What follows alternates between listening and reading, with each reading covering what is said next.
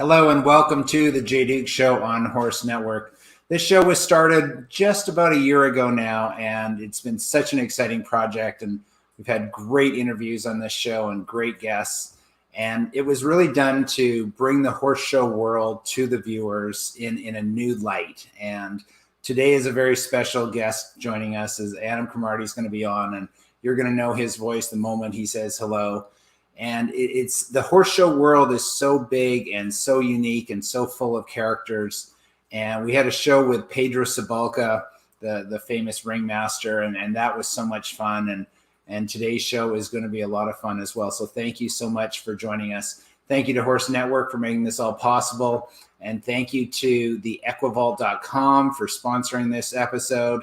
The EquiVault.com is your #1 online resource for all your show jumping lessons and needs. Gives you a map of your arena, gives you the materials and supplies that you need, gives you a few key points that you're working on with the horse and the rider. And it's everything from lead changes to flat work to preparing your Grand Prix horses to preparing for Maclay finals to gymnastics and everything in between. So check out the EquiVault.com.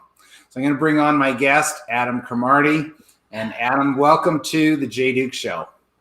Hey, Jay, thanks very much. I feel like you've really added the pressure on now, though, because you said it's going to be a whole lot of fun. I'm feeling the pressure.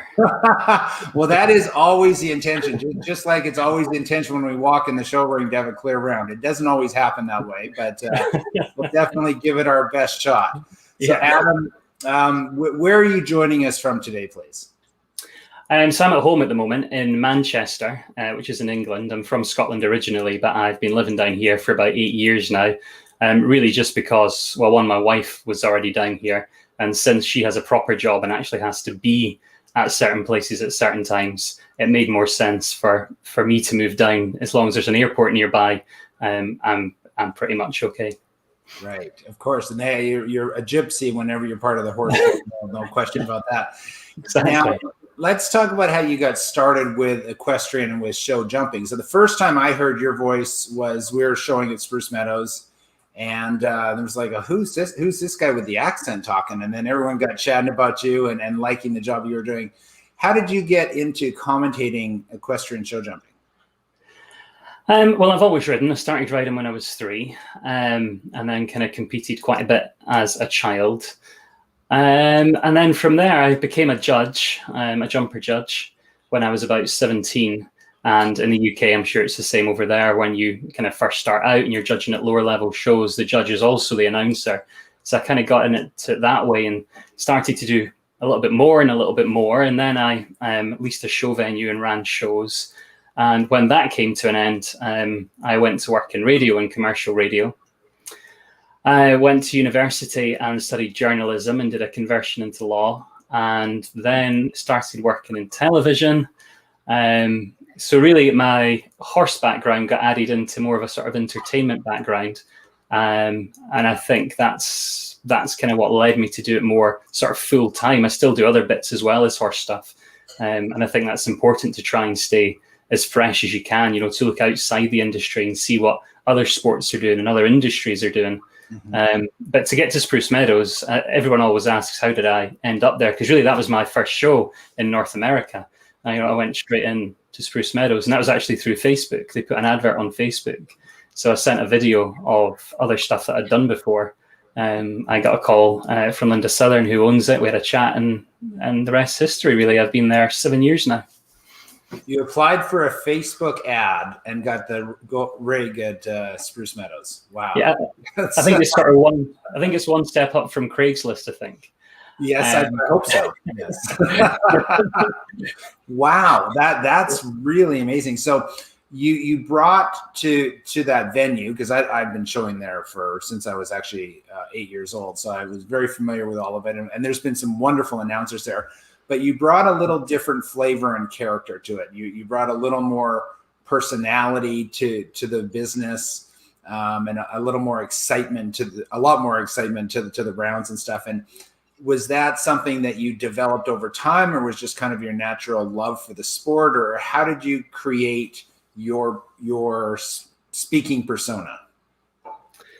As well as riding since I was little, I also went to stage school when I was little as well.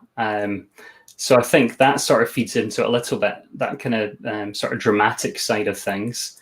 And again, I think working in commercial radio, where you essentially sit in a box on your own for 4 hours a day, talking to yourself, I think that teaches you a lot. And I always say, people ask about mainly getting into TV. TV is the big thing now. And occasionally I run TV presenter courses for people that want to get into TV. And I always say, if you can, go and work in commercial radio, because it teaches you so much about interviewing, about filling time. If a horse loses a shoe and you have to fill for 5 minutes, well, if you're used to filling for 4 hours a day on your own, 5 minutes is absolutely nothing. So yeah, I think all the little kind of bits have all sort of fed into it, really. That's really interesting. Now, I do recall it was one of your first big class in the international ring at Spruce Meadows, and it was the jump off, and it was a World Cup class, and it was a jump off. And the rider was a partway through the course, and you said something about being a little behind the time or a little ahead of the time or something like that. And then I recall Linda Southern at the presentations kind of saying that the rider had some additional aid from the broadcast booth. Did you get in trouble for that, and did you have to watch that? No, it's interesting, actually. This is probably a bit of an inside story, but the next day at Spruce Meadows, every single morning, they have a meeting. It's called a SOC meeting, and it's got all the sort of management there and the sort of heads of each department. And I started going only because there's often useful information that sort of comes out that helps me do my job. And she actually mentioned the next morning that she wants me turned up a little bit so that they can actually hear that. And to be honest, that's something I sort of do everywhere. And it's definitely not for the rider who, if they can listen to me, they're probably not doing their job, because most of them are so focused that they don't really care what's going on, other than what's kind of happening underneath them. It's really to sort of get the audience behind the riders, who can get them sort of cheering and sort of make them feel involved. I think there's nothing worse than being in any sports stadium and feel like you're being talked at. I think you've got to try and make them feel a part of what's going on. And if they can cheer after their favorite athlete, then I think that's a bonus. It is, and it really brought a great element to the sport.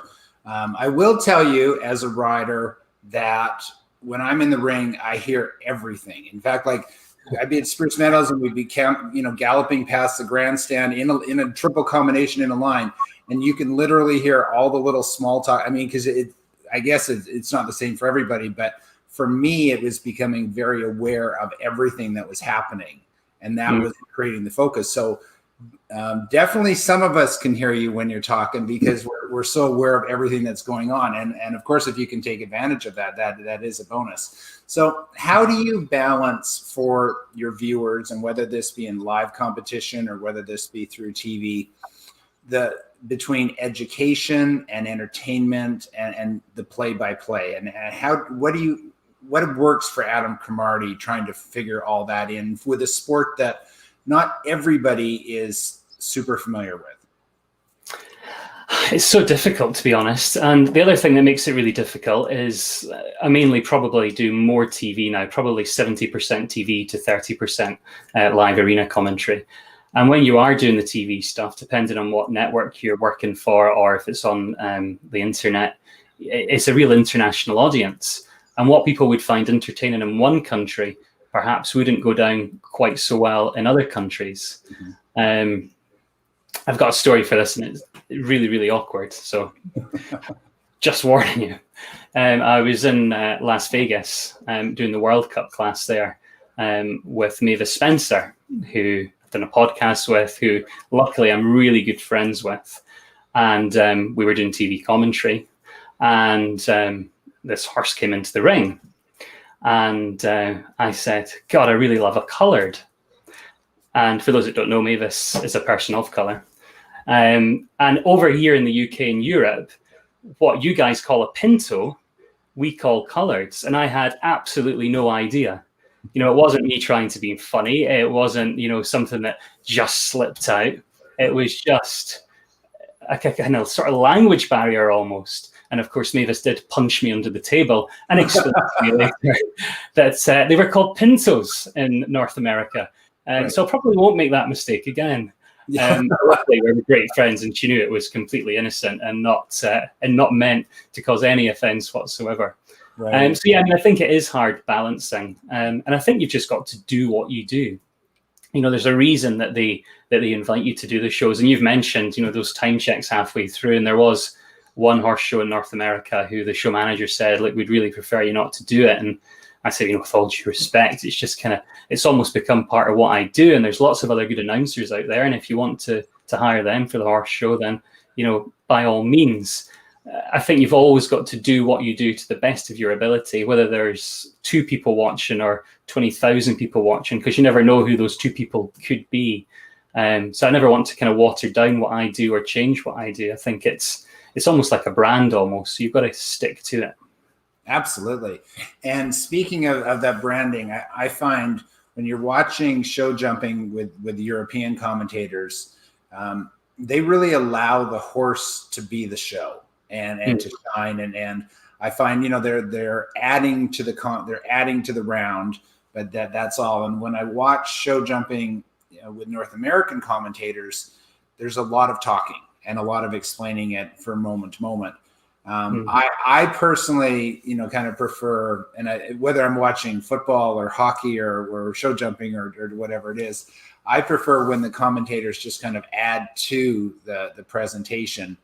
But do you adapt between North American audience and say a Western European audience when it comes to that? Do you find you need to talk more to the North American audience? No, not really. I mean, it was going back to what I was saying before. I just kind of stick to do what I do. I know exactly what you mean, though. And I think there's a huge gap in North America for more announcers and more broadcast commentators. I don't know why there's so few people do it. I don't want to put myself out of work or sort of jeopardize your future jobs either, Jay. But I do think there is a huge gap in that market. But I think if people want to get into it, I think they have to look outside the box and try not to copy what other North American announcers are doing. Go and pick out the best bits from those announcers in North America, but then go and pick out the best bits that you hear at other sort of European events, and then form your own style. And if someone was to do that, I think they would get lots of work over there. You do have some great announcers in North America, but a few of them are really formulaic, and it always starts with, this is entry number 1, 2, 3 out of New York, and it sort of sounds like a bit like a dog show rather than live sport that's meant to be really kind of thrilling and keep you on the edge of your seat. And I think that's a trick that we miss a lot in equestrian sports. It is sport. It's got to be presented like sport, as opposed to coming to show your horse. Yes, no, I 100% agree with that. And hopefully people like yourself are making that change, because we do need to appeal to as many people as possible to build the sport. We have a question from one of our viewers, Max von Zimmerman has sent you. I'm sure you're familiar with Max. He sent you a question. He wants to know something about Adam Cromarty. What is your favorite drink? I think Max probably knows what my favorite drink is, because we've had drinks in North America and Hong Kong and Paris. I think Max came out to do the Longines Masters when it used to visit those cities for I think it was the Ryder Masters Cup, where Team USA and Team Europe went head to head. And I drink vodka and Coke, which in the UK, every 14 or 15-year-old on a street corner knows what vodka and Coke is. But in North America, it just hasn't really taken off. But anytime I go to Thunderbird, because I see Max every time I'm at Thunderbird, he always says he'll buy me a vodka and Coke. But if you haven't tried it yet, Jay, you've got to try it. It's a delicacy. Well, you have to tell me now what type of vodka you like. Do you like the rye vodka or the potato vodka or the corn vodka? Or what do you like with that? Tito's is my favorite. I discovered that when I was over in the US. Yeah. We can now get it in the UK, which is great as well. If Tito's isn't available, then probably Grey Goose would be the next go-to. Yeah, Tito's the Texas vodka. That's great. Yeah. So we have a special guest appearance. Someone's going to jump in here that you didn't know was coming, and she has a story about you that she wants to share with our viewers. So that fills me with dread.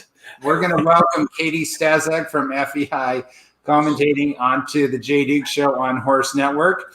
And Katie is familiar with Adam, and she wants to share a story. Now, I'm not sure what she's sharing either, so it's going to be a surprise. I dread to think. Hey, Katie. Oh my gosh, Adam, it's so great to see you. Jay and Carly, thanks for asking me to come on, because it has been an entire year since I've seen Adam Cromarty, and I miss you dearly. And Jay, just so you know that there's no ice involved in that drink. It's That's just right. Okay, and in Mexico, it would be con Coca-Cola, no hielo, which is part of my story. You know, I've been so fortunate to co-commentate with Adam all across North America for the World Cup League. And in Mexico, I also served a very important role as being the translator. And when I would travel, Adam was always a day ahead of me. And I'll never forget, I flew into Guadalajara and turned on the live stream, and Adam was commentating the welcome before I got there. And he saw my name flash up on Facebook Live that I had tuned in. And all of a sudden he says, "Oh, great, Katie Stazak is tuned in. That means she's here and she's going to hopefully order me lunch." And that was my role throughout Mexico. It's true. And, those that know Adam know he doesn't really eat anything that's green. And which makes him even a pickier eater than I, which is hard to do. So we'd be very close when we would go to dinner. We like to go to the same place, and in Guadalajara, there's this amazing restaurant, and it's called La Corazón de Alcachofa, the heart of the artichoke. And Adam and I were happy to go there every single night. The food was amazing, but we, of course, had other teammates and connoisseur with us. They're a little bit more adventurous when it came to restaurants. So they made us go to a new restaurant we didn't know. We figured out that Adam had actually never had a taco, which Never had a taco. mind-blowing. So we ordered tacos, and they actually arrived at the table inside miniature bicycles and all sorts of strange kind of contraptions. I think some arrived in like a small like boat, and they were like never ending. I think there was like 10 tacos like in this bicycle. And we got Adam to try one. I do have it on video. It's one of my favorites. And that was very adventurous on Adam's part. So he can now say that he's had a taco, but I think we've had some of our greatest laughs in Mexico, and I hope we can have that again. Fingers crossed. Oh, that is great storytelling. I love it, and I can just see, especially those Mexican ingredients and tacos. They're amazing flavor. I mean, I love that food. But to try that for the first time, coming from where you're coming from, that would be a bit of a shock to your system. Yeah, I just went for plain cheese. Yeah. That was adventurous enough. Baby steps. Oh, Katie, thank you so much for sharing that. That is a wonderful story, and it's great.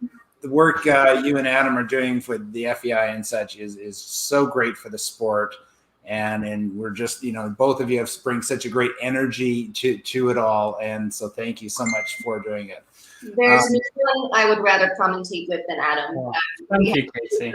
Really special team. I miss it dearly. It makes everything that we do just so much fun when you're working with people that you love so much as friends, beyond colleagues and coworkers. So very grateful to work with Adam, and he's recommended me on so many occasions for jobs, and you do the same, and it's just great. So great to see you all. Thanks for having me quickly, and Adam, hello to your family for me as well. Thanks, Katie, and yeah, say hi to yours, and hopefully I'll get to see you soon. Fingers crossed. Katie, thank you so much. Okay, so Adam, we do have something that you did for Horse Network a couple years ago that we want to take advantage of. I mean, none of us are laughing whatsoever at your accent. I want to make that very clear. We're very much accent acceptable here at Horse Network, but we do want to play this video for our viewers, because we wanted to give them a little feel of how you do torment some of the riders as well. So Carly, I've just worked out what this is now. So Carly, if we can roll the video, please. Well, it's not often I get to go back to Scotland, but I can still remember a few of the key phrases that no one can ever understand. So we're going to test a few of these riders and see if they can guess what any of these mean. What's for you will no go by you. Can you spell it? How are you doing? Means if what's for you won't go past you. Okay. No. Way off on that one. Yeah, a little bit. Lang me your lum reek. Give me your best horse. No, nothing to do with horses. How about lambs? Nothing about lambs. It means you want to have a long and happy life. Any Ken. I don't think he can. Maybe hoping for good weather. I don't know. I don't know. You were kind of close there. Okay. I don't know. Was that a point? Yeah. Well, okay. Haste you back. Hey, what? Got your back? Right back at you. Come back soon. You were kind of close with that one.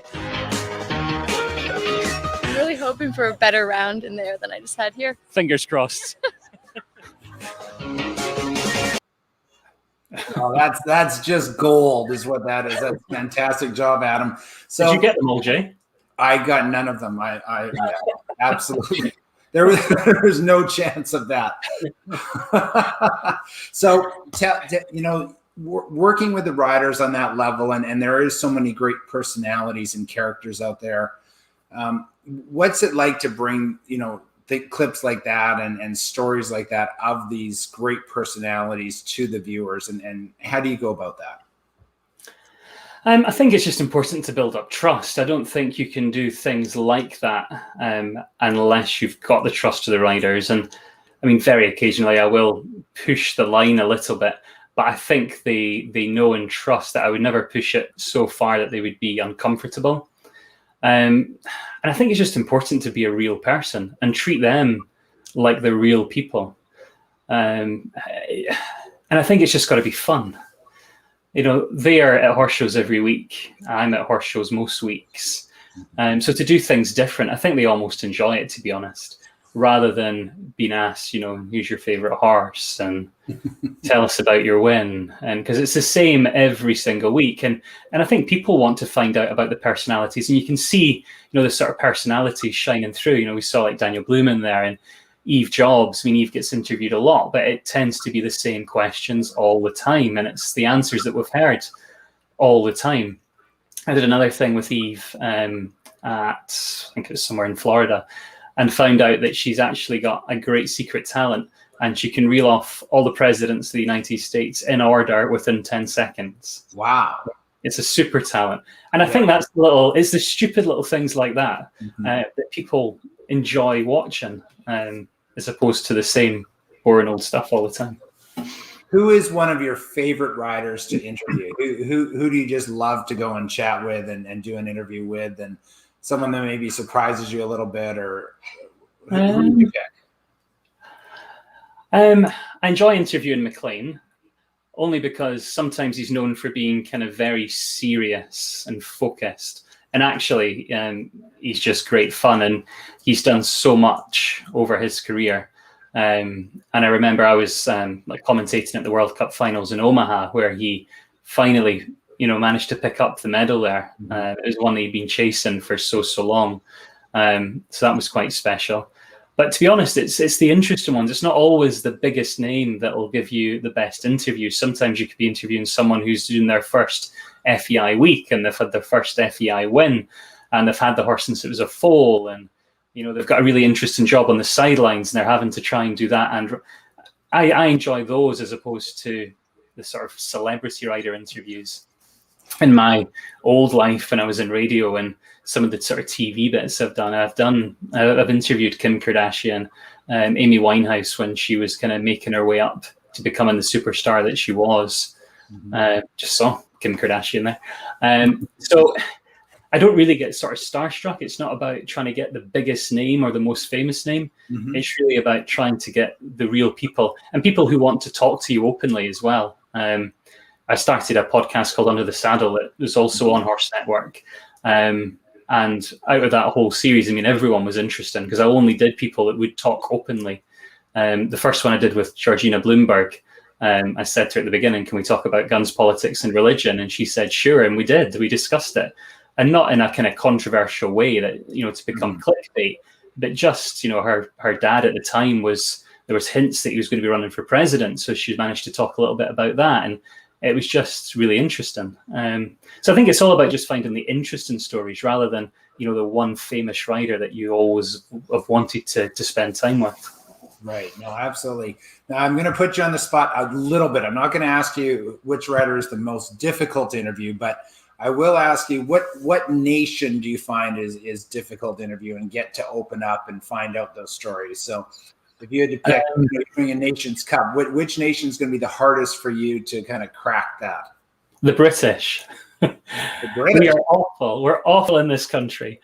I don't know if it's because your kind of world-class program in the US through USEF do more media training than we do, or whether it's just, I don't know, like a culture thing.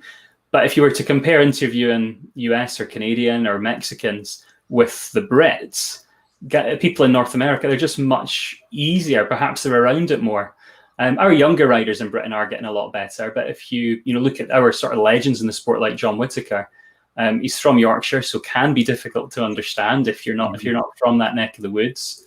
And when he was, coming up through the sport, we didn't really have many media interviews unless you were at a huge big show where now they're there every single week. So I think probably it is a little bit different. But yeah, the Brits are kind of difficult. Yeah. That is interesting because I looked at having John Whittaker come onto the show, and I was told that one is it'd be very difficult for him to talk, and two is when he did, nobody would understand him.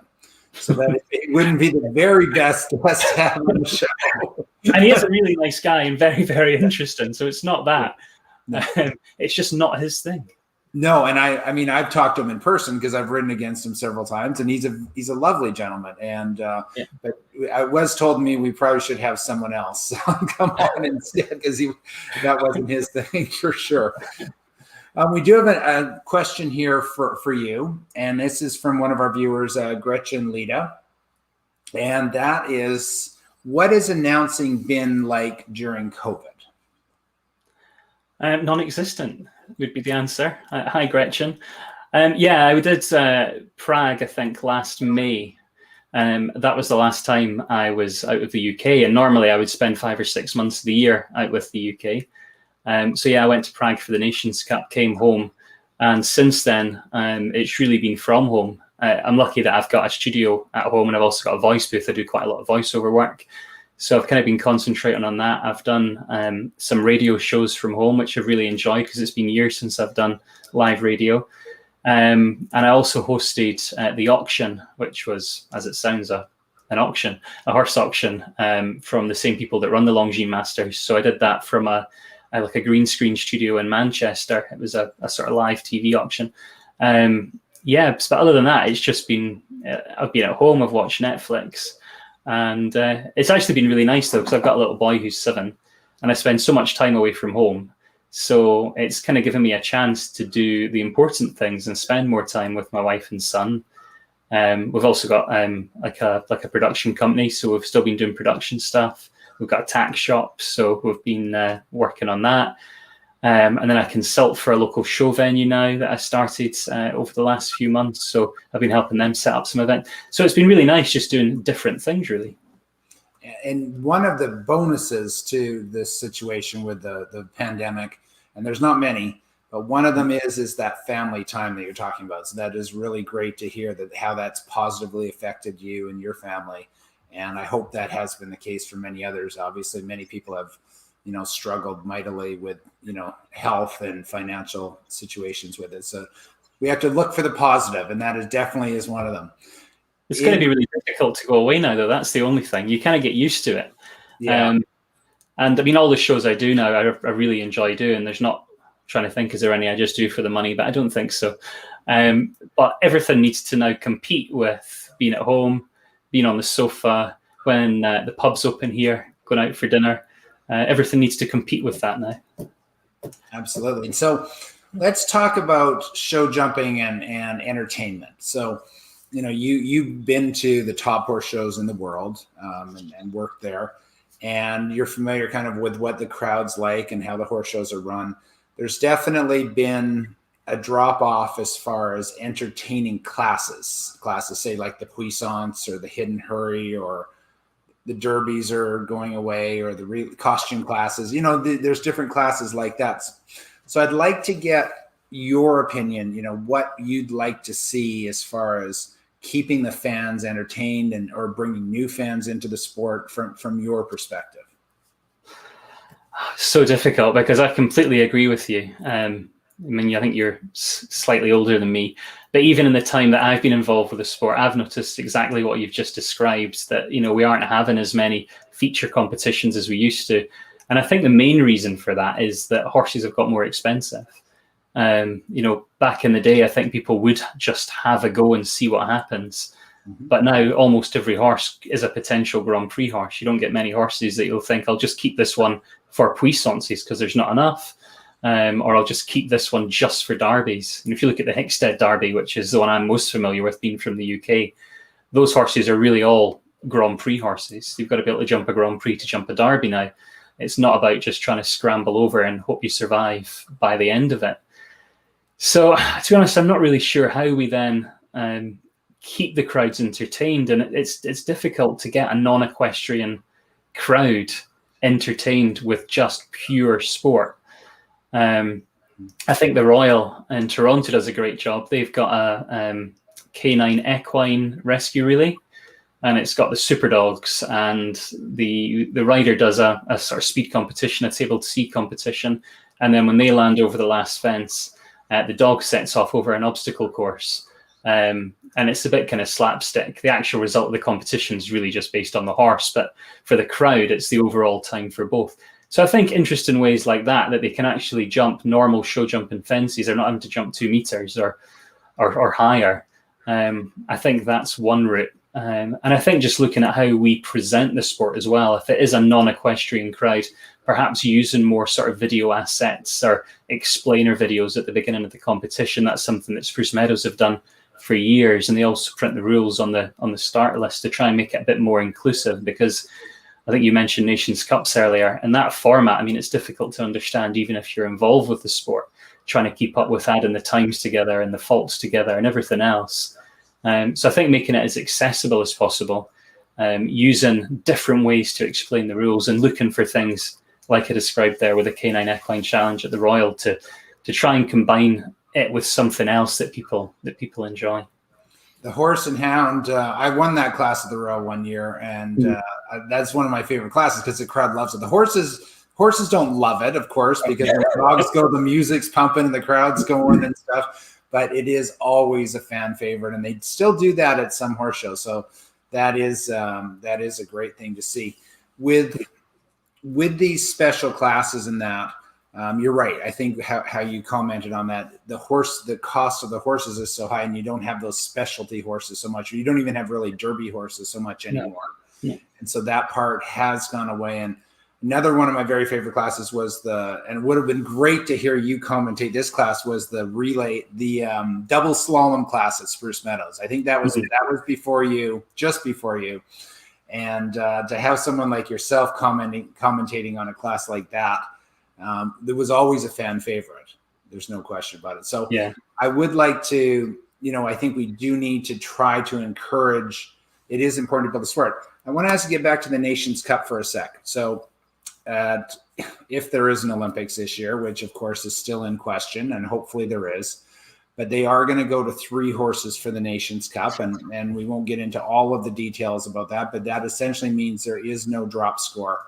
From your perspective as a fan of the sport, do you think this is a good thing to go to 3 horses and no drop score, or would you prefer the traditional format?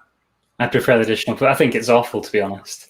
And I think it's going to allow countries that normally wouldn't have qualified to get into the Olympics. And I really hope it doesn't dilute the level of sport. For these course designers, I mean, it's probably the toughest job in the sport other than riding. For those course designers to have to go out there and then look at the start list and see if there are any athletes in there that under the old format wouldn't have sort of qualified or earned a place to be there. Mm-hmm. So I think we've got to be really careful that it then doesn't get diluted. When you look at the sort of courses in years gone by at the Olympics, I mean, they are really tough. And I think that's what makes it almost so special. You want to feel like when you're standing on that podium that you've really earned it, not that actually it was no more difficult than the Grand Prix that you jumped last week for $10,000. It's really got to mean something. Yeah, I completely agree with you with that Nations Cup format. Maybe they need to build it like Mexico City in 1968, where the winning team had 102 faults. Exactly. And that was Canada, by the way. So, but yeah, it is not a good thing for the sport, and I understand why, of course, they're doing it as well. But hopefully that will go away. Last question for you. Where do you see the sport in 20 years? So in the past 20 years, the sport really has changed a lot, I think, in a lot of very good ways. And in a few ways, maybe we just mentioned there, as far as some of the fun classes going away. Courses today are more technical. They're a lot faster. The jumps are a lot more airy. The old tests were more about bravery and scope and, who had the most guts type of thing as a rider. And today, now you have to have that bravery, but you also have to have that so much technique with the horse and the rider. Where do you see the sport going in 20 years? When you go, even like a normal horse show, like, or we take, say, Wellington, like, not talking championships. So we take, say, a Wellington, or if we take a Desert International Horse Park, what do you think a horse show is going to look like? I've got no idea. I think I'm going to answer what I hope or what I would like it to look like. I think that might be easier, because God knows what it's going to look like. And I was trying to work out how old I would be and whether or not I would be retired and on a beach by then. Fingers crossed, if I invest wisely. I've never been a massive fan of things like the Global Champions Tour, because I think it's presented in an elite way. I'm not against the format or the amount of prize money or anything like that. But if you just happen to sort of flick onto a competition, it always seems to be about who's in hospitality, who's been rich enough to get there. And then they sort of brought the teams in. And I mean, it's great for the riders. Don't get me wrong. Like, these riders need the prize money to afford the horses, to afford to keep traveling around the world. So for them, it's great. But I think we need to try and hold on to places like Spruce Meadows and Aachen and Geneva, and the more sort of pure form of the sport, and then look at how we present that in a real down-to-earth way that can hopefully start to get back into people's homes. And I'm not convinced it ever will. I think we need to start going to the TV networks and saying, what can we do to make the sport more appealing for you, rather than us doing the same old thing and sort of sit there wondering why they're not taking it onto their channels, why it's not on prime time. I think we need to work with television more to try and get it into more homes. So I really hope we stay to the more sort of traditional end of the sport. I think obviously the tracks will continue to get more technical. I think that will depend on how we're breeding the horses as well. I think that's why they're more technical, because the breeding's getting better and better and better all the time. So I think it needs to get more technical. I think, the distances that we use will hopefully maybe start to get a little bit longer at some shows. Over in Europe, I think the distances can be a bit longer. In the UK, the distances are built shorter because our speeds are so much slower. We jump at 325 meters a minute in a lot of competitions. So yeah, there's a lot that could change for the better. I just hope it doesn't continue to go down the road of being more of an elitist sport, when I think that's the one thing we already get criticized for. Yeah, and that's well said. And I think that's a majority opinion by all means. And we've talked about that several times on the Jay Duke Show, about trying to make it available to everybody as much as possible and how important that is. And if we use that example of Spruce Meadows, when they have 50,000, 60,000 fans there, most of those fans, those are family people. They're not the elites of the world. Those are family people, and they're out there with their kids and their dog, and they're having a good time, and they're out there to have the whole experience. And that is Toronto Royal Winter Fair was like that. Devon, the Devon Horse Show is like that, and that culture is so important. Well, Adam, thank you so much for coming on to the Jay Duke Show. It's really been a pleasure to get to know you better. And I so admire the work that you do, and it's wonderful, wonderful for the sport. So keep up the good work. Thank you so much, Jay. It's been a pleasure, and you were very gentle with me, so thank you. Okay, no problem. Well, I appreciate you coming on, and I appreciate our guest appearance by Katie Stazak as well, coming on and sharing those stories from the two of you. Next week, please join us. And I've been touting this interview for a while because I'm so excited about it. Nick Skelton is coming on. So that is a British guest, but Nick does not have that accent and is a great man, a great speaker. And obviously everybody knows about his accomplishments. So excited to have the wonderful Nick Skelton coming onto the Jay Duke Show. I want to thank the EquiVault.com for sponsoring today's show. Please check out the EquiVault.com for all of your training needs and exercises. There's over 400 lessons online. So it's really a fantastic setup. Everything you can see, and lessons are $8 for a lesson. So there's really simple. Here you see a little format for a derby course with some gymnastic work and such. And there's great work for the horses and the riders on the EquiVault.com. I want to thank Carly Sparks. She is amazing and wonderful and behind the scenes and such a hard worker. So thanks so much to her and to Horse Network. And we'll see you next week. As always, ride safely and respect the horse.